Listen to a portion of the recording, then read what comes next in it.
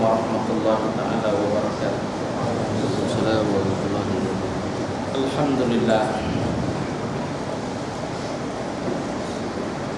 Wassalatu wassalamu ala Rasulillah Sayyidina Muhammadin wa ala alihi wa sahbihi wa man tabi'ahum bi ihsanin ila yaumiddin. Qala Allah subhanahu wa ta'ala,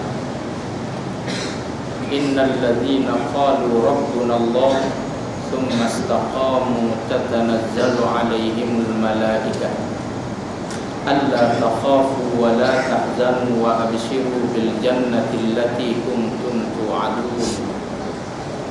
Shadaqallahul azim. Thumma amma ba'du. Hadirin yang dikasihi oleh Allah Subhanahu wa taala, sementara masuknya waktu ini, mudah-mudahan kita dapat menyambung semula apa yang pernah kita sebut sebelum daripada Ramadan dulu. Daripada ayat yang saya baca tadi, ayat 30 daripada surah Fussilat, iaitu berkenaan dengan satu peristiwa yang benar-benar akan berlaku, iaitu pada saat kematian kita. Peristiwa apakah peristiwa tersebut? Iaitu peristiwa kita akan dikunjungi oleh malaikat. Ayat ini menyebut tatanazzalu 'alaihimul malaikah. Tatanazzalu iaitu turun, mendatanginya. Orang hidup tak nampak, walaupun isteri yang meriba suaminya di saat nazak itu tak nampak. Tetapi malaikat yang mari ini, kata Allah Ta'ala, malaikat banyak. Dalam bahasa Arab, satu malaikat dipanggil malak. Lepas tu malaikat maut Allah panggil dengan malak. Qul yatawaffakum malakul maut. So, ayat ni sebut dengan malaikat plural, banyak. Jamak dia panggil. Malaikat apa ni? Menurut ulama, seperti diajar oleh Rasulullah sallallahu alaihi wasallam, malaikat-malaikat ini ialah malaikatur rahman, malaikat rahmat. Malaikat rahmat ni mari kepada kita. Ini satu peristiwa betul-betul akan terjadi. Tetapi yang kita nak tahu, mati yang bagaimana yang didatangi malaikatur rahman ini. Mati yang bagaimana yang diziarahi oleh malaikat rahmat. Maka Allah sebut dalam ayat ni, permulaannya, innal ladzina qalu rabbuna Allah. Mereka ialah orang-orang yang semasa hidupnya adalah beriman kepada Allah Ta'ala. Thumma istaqamu, dan dia istiqamah, dia committed. Ada orang beriman tapi tidak istiqamah. Sebab tu Allah sebut ayat ni. Sebab tu tuan-tuan, kalau kita baca Quran, kita tak akan jumpa satu ayat yang hanya menyebut iman. Tetapi selepas iman, Allah akan sebut wa amilus solihat. Bukan ayat wal asri innal insana lafi khusr illa alladhina amanu wa amilus solihat. Hari ni hari orang sambut merdeka, orang baca ayat lain pula. Ayat mana? Ayat walau anna ahlal qura amanu. Berarti situ kan? Da wattaqau. Kalaulah penduduk suatu negeri itu beriman, lalu Allah sebut pula lepas tu wattaqau, yakni melaksanakan iman. Taqwa yang kita dengar hari Jumaat, ittaqullah, melaksanakan iman. La fatahna alaihim barakat, nescaya Allah akan buka pintu-pintu berkat pada mereka, yang kaum itu. sama ada daripada langit ataupun daripada bumi. Lepas tu kita ni orang pun kata Malaysia antara contoh. Sebab apa? Melimpah ruah hasil. Betul tak? Jadi betul tak rakyat kita bertakwa? Itu kita kena belajar mula. Boleh ukur tak takwa? Boleh ukur. Dalam satu kehidupan kita boleh tengok ketakwaan tu wujud atau tidak wujud. Maka ayat ni sebut innal ladzina qalu rabbunallah tsumma istaqamu. Sesungguhnya orang-orang yang beriman qalu rabbunallah, ayat ni mereka berkata Tuhan kami adalah Allah. Samalah dengan kita sebut orang yang beriman. Asal tak kenal Tuhan. Semua orang tak kenal Tuhan. Maka Nabi yang mengajar kita. Buktinya Allah sebut dalam surah Al-Jumu'ah. Hari ni hari Jumaat. Salah satu ayat dalam surah Al-Jumu'ah Allah sebut apa dia? Huwallazi ba'atha fil ummiyina rasula minhum yatlu alaihim ayatihi wa yuzakkihim wa yu'allimuhumul kitaba wal hikmah wa in kanu min qablu lafi dhalalin mubin. Sesungguhnya mereka sebelum daripada itu, mereka maksud ayat ni orang Mekah, orang Arab, dan makna juga kita. Selagi mana Islam tak sampai, maka dia sebelum. Lagu mana keadaan dia? Lafi dhalalin mubin, duduk dalam keadaan sesat yang sangat terang.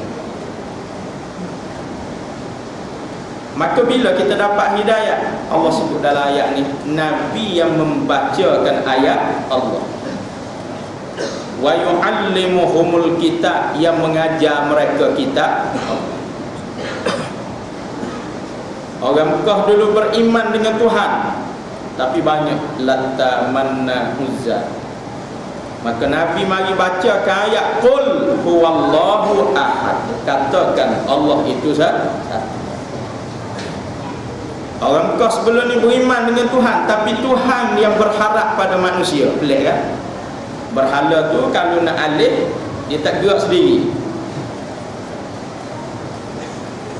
Kalau berlaku gempa bumi, bukan orang yang diselamatkan oleh Tuhan, tetapi Tuhan diselamatkan oleh orang.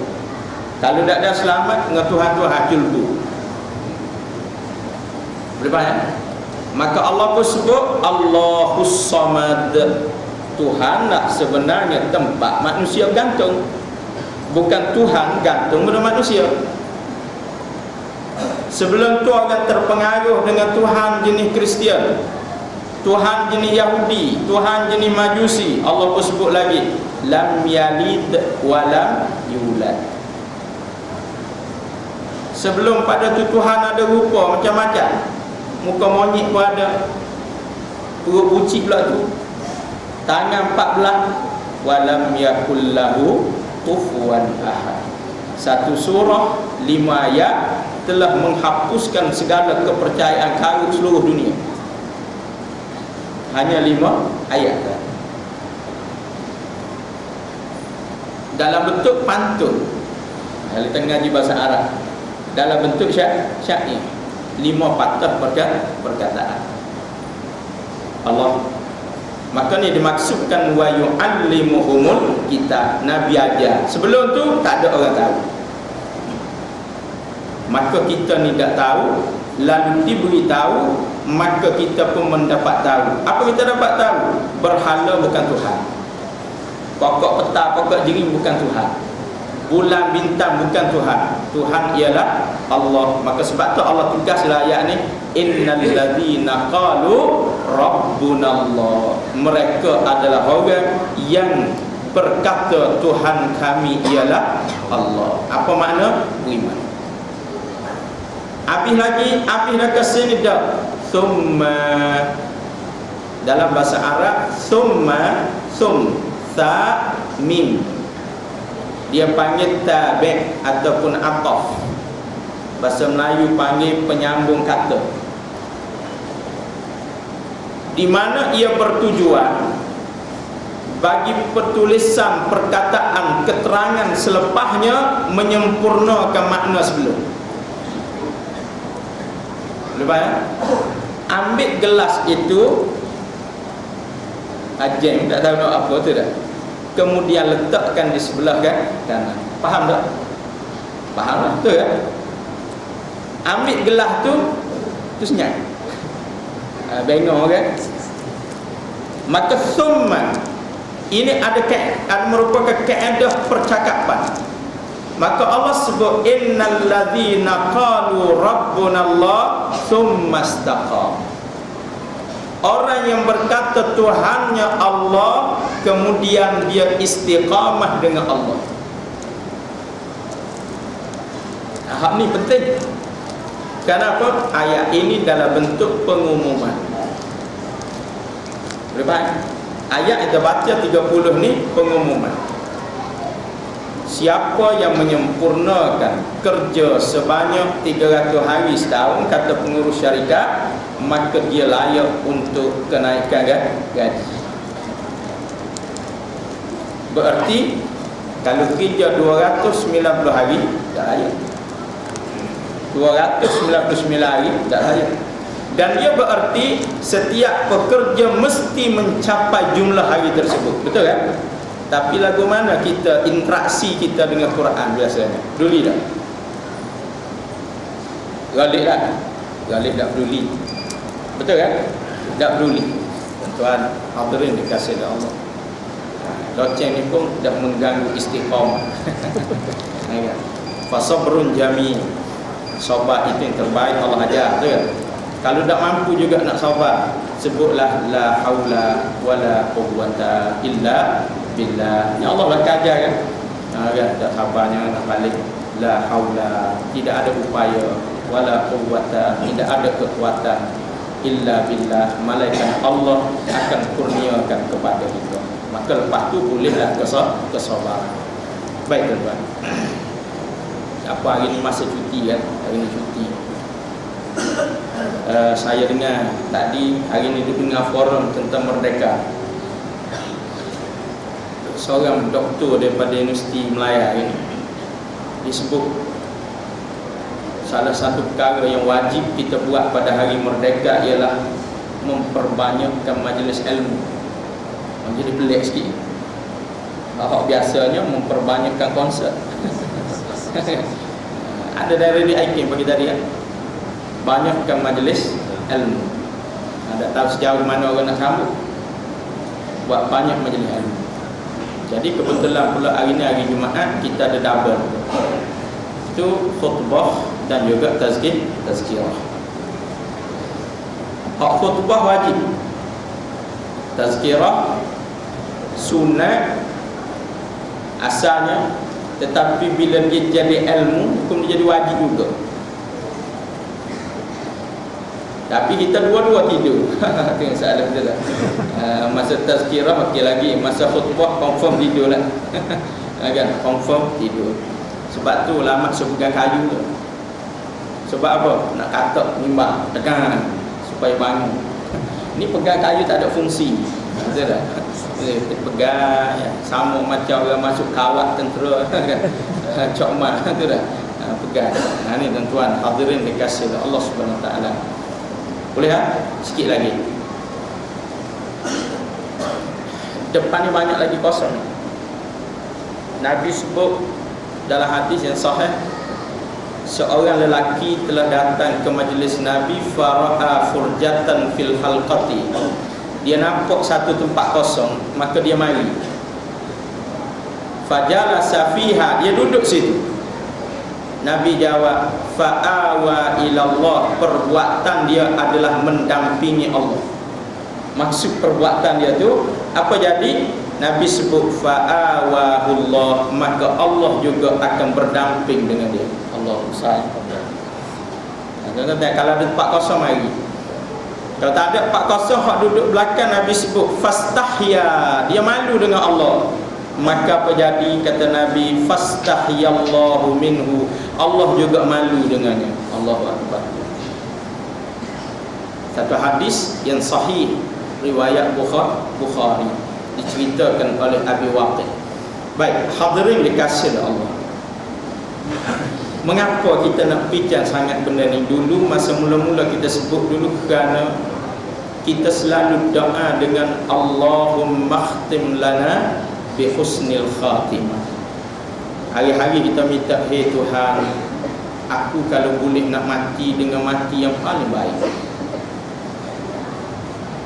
Maka ayat kita baca ni cerita tentang kematian yang paling baik. Kenapa? Tatanazzalu alaihimul malaikat. Ayat ni sebut masa dia nazak itu malaikat mari. Malaikat apa? Malaikatur Rahman. Dia mari buat apa? Kita sebut dulu natijah dia.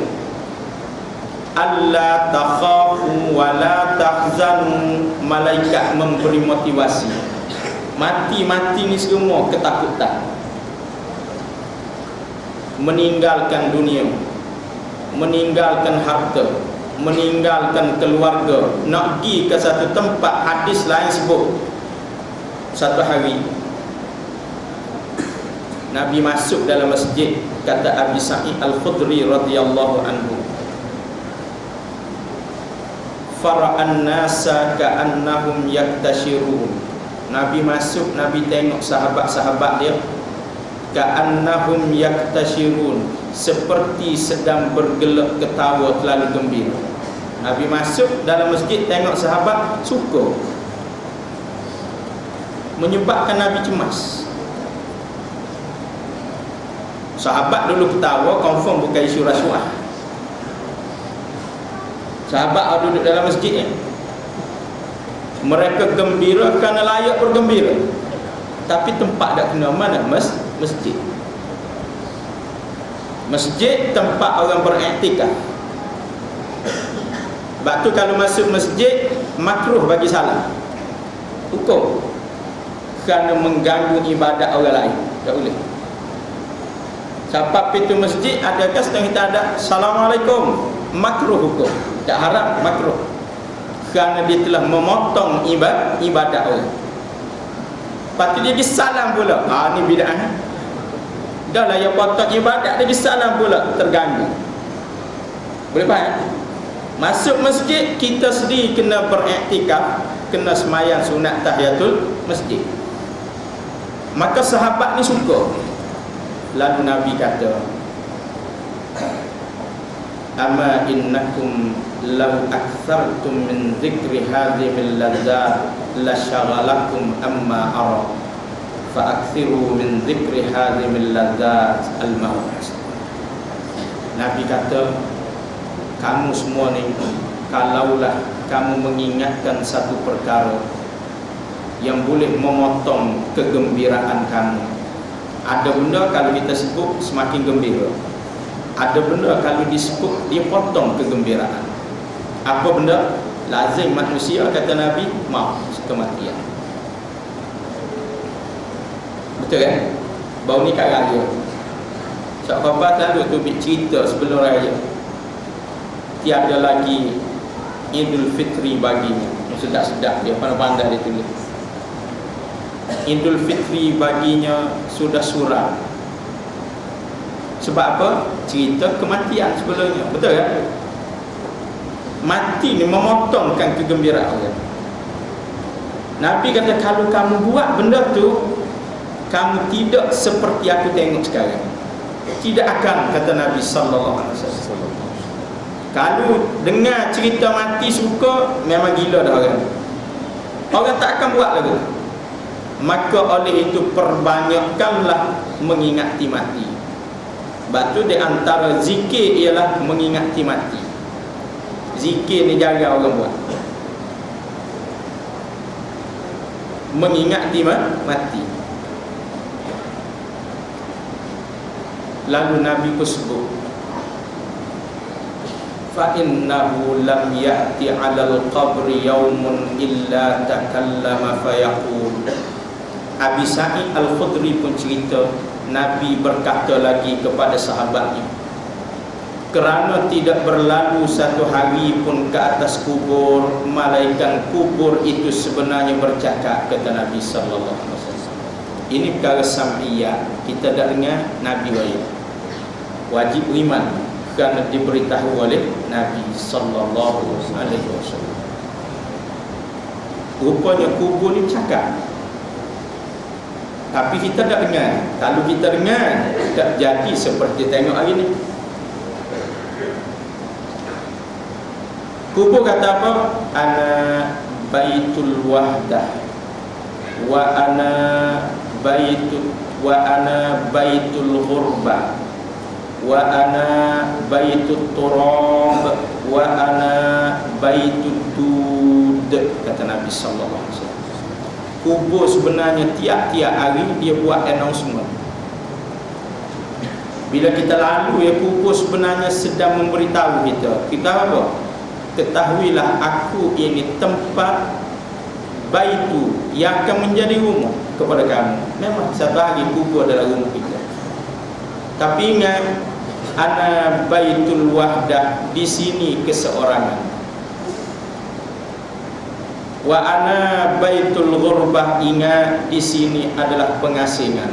Gembira tak makna ni? Seorang gembira ke tak?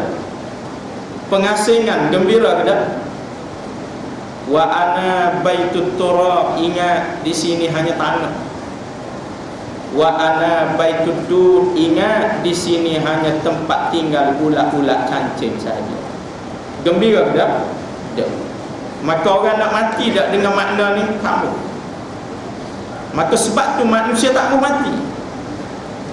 Lalu malaikat datang pada hari kematian kita memberi motivasi, la takhaf, jangan kamu takut, kerana matimu tak macam mati orang lain. Wala tahzan, jangan kamu sedih, kerana matimu tak macam mati orang lain. Habis tu, wa abshiru bil jannati allati kuntum tu'adun, mulai saat ni bergembiralah kamu dengan berita gembira ini. Berita apa? Allah suruh malaikat beritahu pada si mati, bil jannah, bahawa kamu adalah akan masuk syurga. Allah. Boleh kan? Untuk sebab tu agama kena belajar. Kalau tak belajar jadi kari. Sebab tu tengok orang mati lepas mayat-mayat, tu iman tanya, baik tak mayat ni? Betul kan? Mari mana ilmu?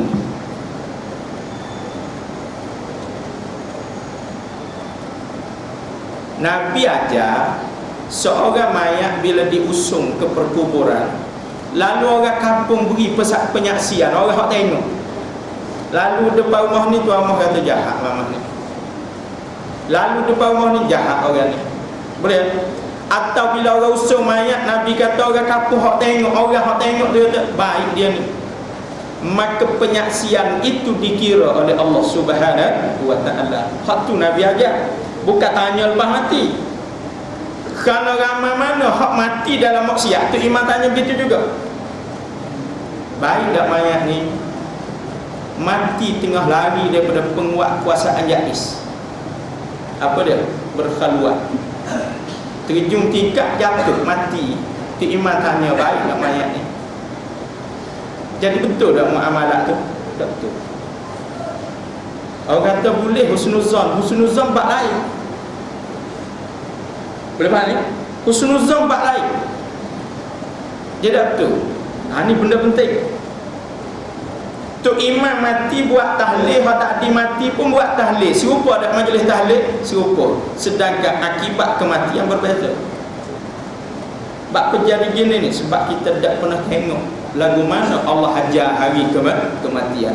Sebab tu para sahabat mereka belajar dengan Nabi, menyebabkan hidup mereka itu dilihat kerana persiapan mati.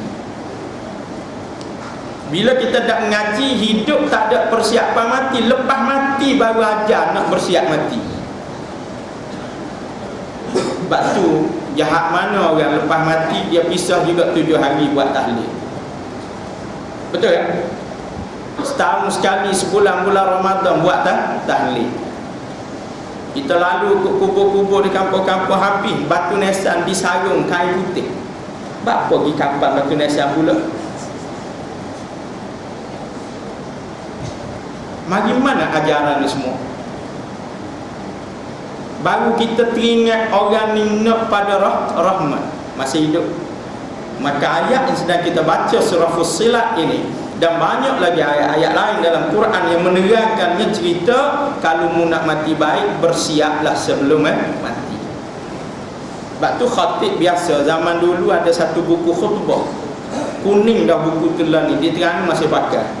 Khatib biasa sebut gini, ikhwaniyal muslimin ittaqullah usikum wa iyaya bitaqwallah wa ta'atihi faqad fazal muttaqun wa tazawwadu fa inna khairaz zadit taqwa. Betul tak betul?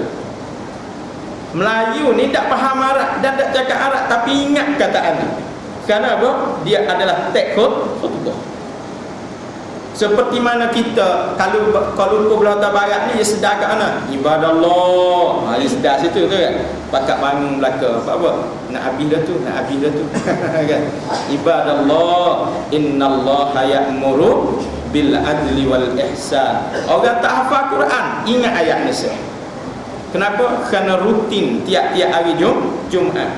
Hak tadi rutin muqaddimah khutbah. Apa dia kata? Usikum wa iyaya bitaqwallah.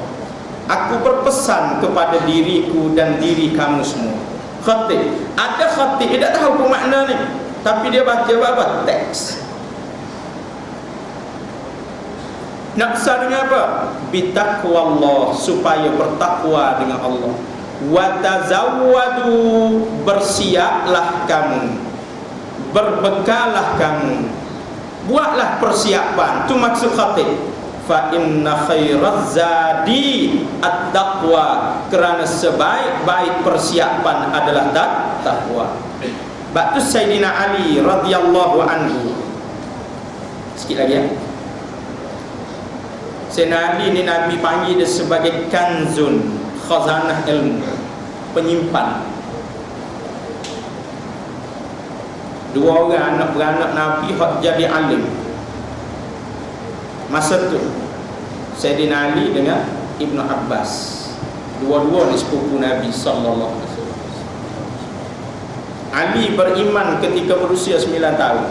Ketika pembesar Mekah tak boleh nak faham apa itu Allahu Ahad, Sayyidina Ali faham dah.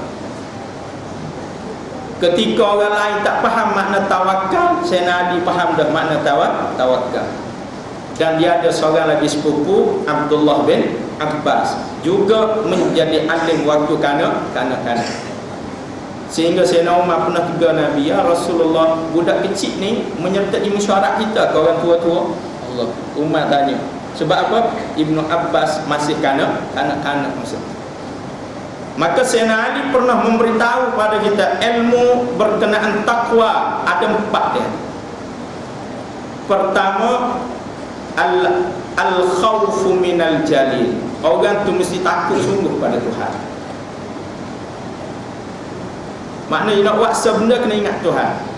Nak cucu rokok, dosa ke tak? Dosa ke tak? Itu maksud takut pada Tuhan. Nak beli hari Jumaat, haram ke tak? Haram ke tak? Boleh faham? Itu maksud dia. Nak berzina, dosa ke tak? Dosa ke tak? Takut pada Allah Ta'ala. Bukan takut pada undang-undang, takut pada Allah. Lepas tu wal amalu bit tanzil, dia beramal sungguh dengan Quran. Lepas tu ar-ridha bil qalil, orang ni tidak pernah melampaui batas di atas rezeki Tuhan. Dia tak tamak. Kalau Allah jadikan rezeki dia murah, alhamdulillah. Kalau Allah jadikan rezeki dia sempit pun alhamdulillah. Tak ada penyakit dengki, tak ada penyakit tamak, sehingga berlaku dosa lain pula besar, rasuah antara merampok, mencuri, pecah amanah. Dan yang keempat ialah isti'dad li yaumir rahil, hidup dia bersiap untuk mati. Boleh faham ya? Bersiap untuk mati. Ini kehidupan sebenar. Maka sebab tu sahabat dia berusaha untuk hidup, untuk mati sebenarnya. Kehidupan dia tu nampak sebab nak mati. Kita dah lepas mati baru tahlil. Kalau tak tahlil rasa macam mati kafir dah. Adakah dengan buat tahlil Allah mengampunkan dosa si mati? Belum tentu. Kalaulah semua yang berdoa tu juga dalam kefasikan, Allah tak makbulkan doa. Allah. Maka cerita sedang kita baca ni ialah cerita beramal sebelum mati. Apa benda beramal? Istiqamah. Satu kataan yang Allah sebut dalam ayat ni. Tsummas taqamu. Istiqamahlah dengan Allah Subhanahu wa taala. Siapa yang beristiqamah dengan Allah yang dia beriman terhadapnya, maka pasti kematiannya sebagai ahli syurga. Kalau tak, Nabi sebut dalam hadis, dia adalah angan-angan kosong sahaja. Dan itulah kebodohan, kata Nabi sallallahu alaihi wasallam. Wal iyadu billah. Waktu doa kita, Allahumma khtim lana bi husnil khatimah, dia bukan hanya tu iman sebut, makmum pun kata amin. Bukan. Tak begitu. Macam orang doa, Allahumma ahyina bi hayatil ulama wa amitna bi mautis syuhada. Doa. Lalu khatib pun naik atas mimbar. Sempena pula 17 Ramadan hari Jumaat, misal kata mengingati Badar Kubra. Khatib pegang buka molek betul mikrofon, lepas sebut ittaqullah, marilah sidang Jumaat. Kita semua menghayati peristiwa Badar Kubra, tetapi Badar Kubra telah pun berlalu. Maka hari ini umat Islam di Burma dari etnik Rohingya sedang disembelih, dirogoh, dibunuh, kediaman mereka dibakar. Saya menyeru diri saya dan seluruh yang hadir mempersiapkan diri, kira-kiranya kita boleh hadir berjihad di sana. Khutbah tak ada masalah dah. Agak-agak khutbah tak ada masalah. Lepas tu pelik kan? Ribut dah agak-agak. Kontroversi dah. Mengapa jadi kontroversi sedangkan doa kita wa amitna bi mauti syuhada. Tuhan, kalau boleh matikanlah kami dengan mati sebagai orang syahid fi sabilillah. Mati jemaah mati syahid ke? Tak. Mati Mekah mati syahid ke? Tak. Mati Mekah, mati malam Jumaat, mati bulan Ramadan hanya satu juzuk dari kebaikan hari-hari tersebut. Tapi ramai mana hak mati hari Jumaat tengah berjudi. Ramai mana orang mati Mekah dalam keadaan tak yakin dengan Allah Subhanahu wa taala. Maka hak kita bincang ialah husnul khatimah, iaitu pelaksanaan kepada agama. Dah habis lagi tuan-tuan. InsyaAllah kalau kita bertemu lagi, kita akan cuba faham bagaimana dikatakan istiqamah dengan Allah Subhanahu wa taala. Tetapi kita dapat tahu buat masa ni, siapa istiqamah selepas beriman, dia adalah ahli syurga. Betul tak betul ni? Was-was ke tak? Ragu ke tak? Kita tak berapa nak boleh kata, betul kan? Maka sebab tu perlu belajar. Yakinlah, kerana ini bukan berita harian, ini bukan sinar harian, ini bukan metro, ini adalah Al-Quran, kalamullah, la raiba fi, tidak ada ragu di dalamnya. Allah mengatakan bahawa malaikat memberitahu kepadanya, absyiru bil jannah, bergembiralah kamu dengan syurga yang dijanjikan oleh Allah Subhanahu wa taala. Ingat, wa'dallahi haqq, janji Allah adalah benar. Kita sebut lepas doa azan tadi, innaka la tukhliful mi'ad, hai Tuhan, sesungguhnya engkau tidak pernah memungkiri janji. Cukup setakat ini dulu. Kalau ada masa kita akan sambung lagi, akan datang nak faham bagaimana hidup beristiqamah dengan Allah Subhanahu wa taala yang menjanjikan husnul khatimah.